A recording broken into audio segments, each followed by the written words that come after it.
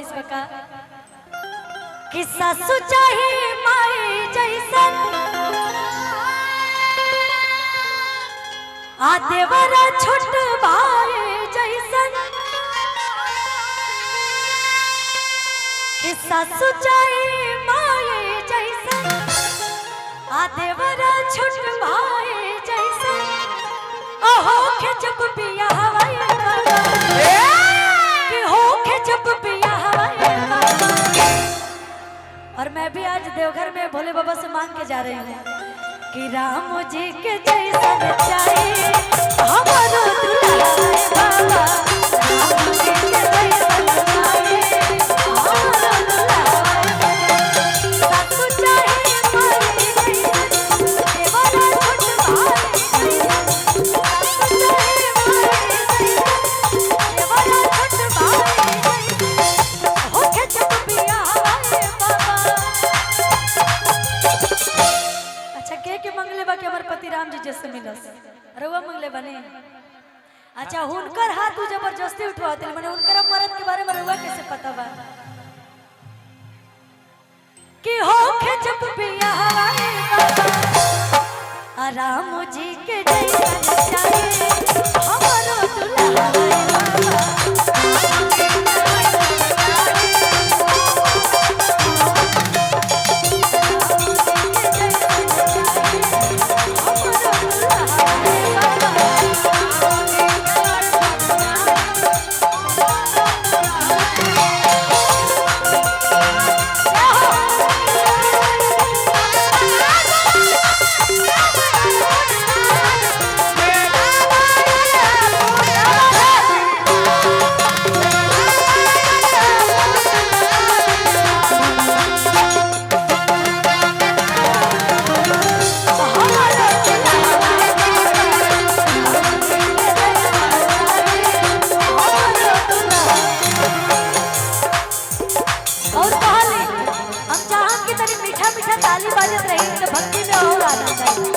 और बड़ी सुंदर कार्यक्रम के आगाज कइल बा। इतना सुंदर कमेटी के लोग व्यवस्था के बनी आप सब खातिर त तनी आप सब के साथ ही वहां लोग के और मीठा मीठा ताली बजा के कहो आंगना लिपवले बानी काला सा धरवले बानी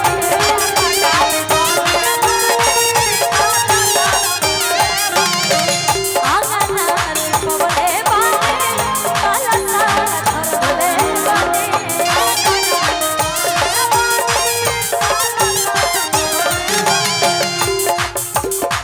खुशी से खिसी आइयो गलत का पैर खुशी से खिसी आइयो तू के भगत न कहियो कबूल पंकज के भगत न कहियो कबूल। अच्छा जब भक्ति जागरण में आइल बनी जाता सबके दिल में एगो न एगो जरूर ख्वाहिश लेके आइल कब जा कि आज जात नहीं माई के दरबार में तो हम भाई मांगब हमार पूरा हो जाई। सब पैसे मांगेला सबकर माई पर विश्वास बाटे तो उ माई से मांगता है। पैसा भी बहुत जरूरी है लाइफ में। अभी देख रहे हैं ना सुन रहे हैं कि फिर से लॉकडाउन लगने वाला है तो सब नेटवर्क भी बंद होने वाला है तो सब लोग अपना अपना बैंक में से पैसा निकाल के कैश रख रहे हैं। सब भूमिका हो भूमिका ना है। इतना आफत आइल बा देश पे ये बहुत दुखद बाटे लेकिन मिल के कर सामना करे बाटे और जब मुसीबत आवेला तब आके पट्टी खुले लगी का करे बटे उसे पहले ना समझ में आवेला तो सबके मिल के कर सामना करे के पड़ी और भगवान के भरोसे बस अब काहे कि जब देश पे ही आफत बा एक पे तो बाना के आदमी सुलझा लियो करे के सही बात तो भगवान से ये प्रार्थना करो माता रानी से कहे के बा कि टिंकू के भगत ना कइलो कबूल कि पंकज के भगत न कहिलो कबूल कि यही रहे आइलो मायरिया यही रहे आइलो मायरिया हमर दुआरिया आइलो हमर दुआरिया आइलो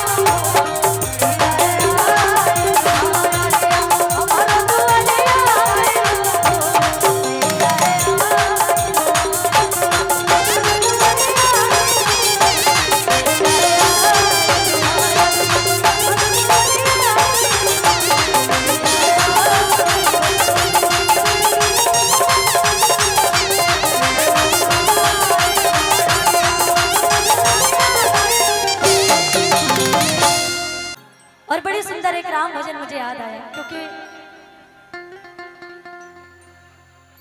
अभी जितने हमारे भाई लोग हैं, देखिए बहुत सारे गाने को आप सब प्यार आशीर्वाद दिए हैं और मैं जीवन भर आभारी हूँ उस चीज की आप सभी का। लेकिन आज बहुत सम्मानित मंच है, भक्ति जागरण है। मैं चाहती हूँ कि एक गाना मैं गाई थी कि शिव जी पा जलवा अरे ढारा भोरे भोरे तपैबा अरे दुलहिन गोरे गोरे हो। अच्छा कौन कौन बाबा की नगरी में जब गया है तो के मंगले बाटे तो मिलल भी है। अच्छा मेहरारू केकरा केकरा मनोकामना पूरा हो गई बा? पूरा हुआ है ना जी? तो और मैं भी आज मनोकामना मांग के ही जाऊंगी, लेकिन एक मनोकामना हमारे भाई लोग जानते नहीं क्या मांगे कि बेल के पतैया पर लिखा था नीलेटा। बाबा से कहता है कि बेल के पतैया पर लिखा था नीलेटा। और भैया थोड़ा सा भक्ति है तो क्या हुआ, ठुमका लगना चाहिए ना। दरबार में आए हैं तो नाच गा के भगवान की भक्ति करेंगे। तू नाचो तो रखा। हाँ यो नाचत रहे साउंड वाला भैया, लेकिन साउंड सच में बहुत अच्छा है कि बेल के पतैया पर लिखा था नीलेटा। हमें हरा रुचाई बेटा में हरा रुचाई बेटा में हरा रुचाई बेटा में हरा रुचाई बेटा। बेल के पतैया पर लिखा था नीलेटा। बेल के पतैया पर लिखा था नीलेटा। केहू ना चाहेला कि हमरा मेहरारू खराब मिलो, सबे चाहेला कि हमरा सुनर मेहरारू मिलो। कि मेहरारू चाहे बेटर मेहरारू चाहे बेटर मेहरारू चाहे बेटर मेहरारू चाहे बेटर मेहरारू चाहे बेटर।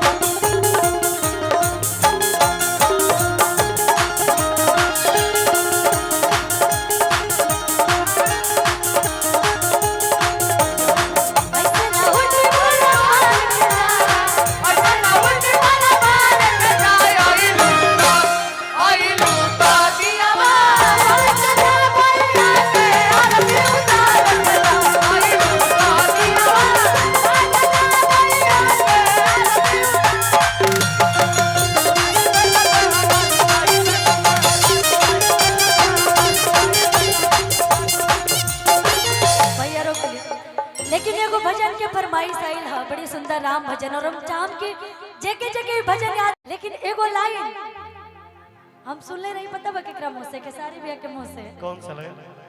बड़ी हमरा अच्छा लगल, उस सही बोलत रही। आजकल के जो जनरेशन के जो भक्ति भाव होता, अभी के हम बताओ तनी, जे लोग पूजा करे जाता वो थाल में पूरा अच्छा फूल माला आरती सजा के अब मस्त एकदम बढ़िया से तैयार वार होके मंदिर जाता लो। निहार जी ध्यान से सुनो, जब माई के भक्ति करे जाता लो तो गावता लो का कहता लो ई नहीं खेलो गाओ, कहता लो किंगा भैया ये दिल आशिकाना, ये दिल आशिकाना, ये दिल आशिकाना, ये दिल आशिकाना, ये दिल आशिकाना, ये दिल आशिकाना।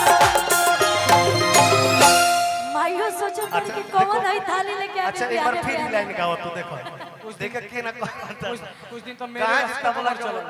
वो दिन कह रहे तबला कुछ वाला दिन तो मेरे रस के कमर चलल। नहीं अरे बाप हो बाप, खुशी जी कुछ गाइए और सुने के मिल जाए भैया, खुशी जी कोनो फिर गारंटी गाइए नहीं। फिर गाइए। ये देखिए निहाल जी पूजा करने जा रहा है।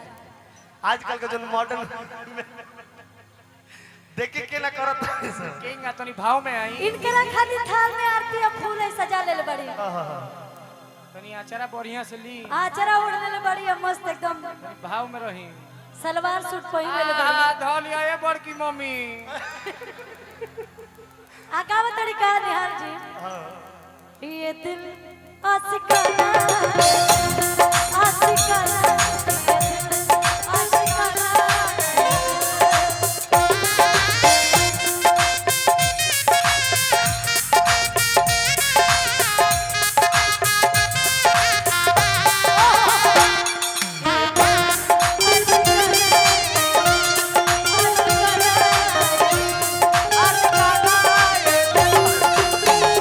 आगे धड़कन वाला ये लेकिन निकल लेकिन जाए।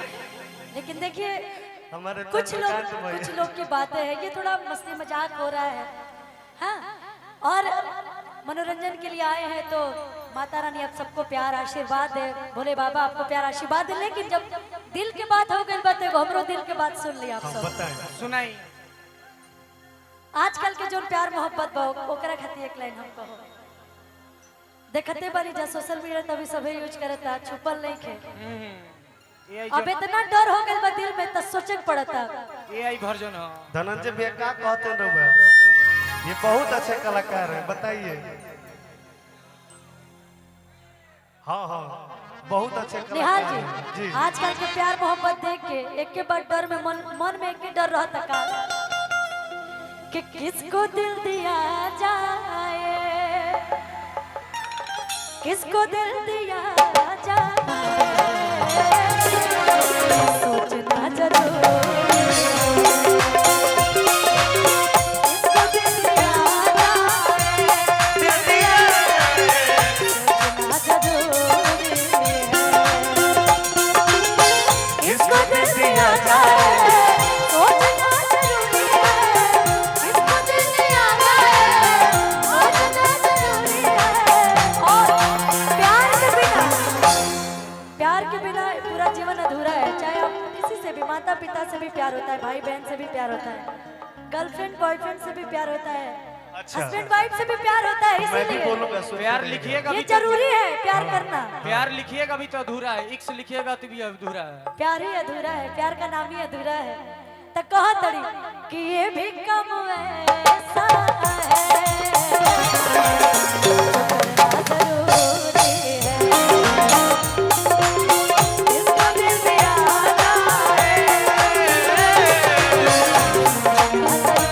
देखिए बच्चा है मैं क्या बोलूंगा एक निहाल जी से मैं एक बात पूछना चाहती हूँ तुमसे हुआ है प्यार हम क्या करें कुछ मत करो जहर खा के मर जाए देखिए खुशी हम चाहते पर कमेटी से आदेश ले लिया जाए कमेटी वाले भैया कहाँ हैं लोग माहौल चेंज करे के पड़ी हो ये तो आगे ही बैठे हुए हैं आप ही लोग हैं धनंजय भी आप ही हैं हाँ भजन गाए ना कहा तड़े कि भोजपुरी में भजन गाइए भोजपुरी भजन गा दें अच्छा वो वाला भजन सुनाते हैं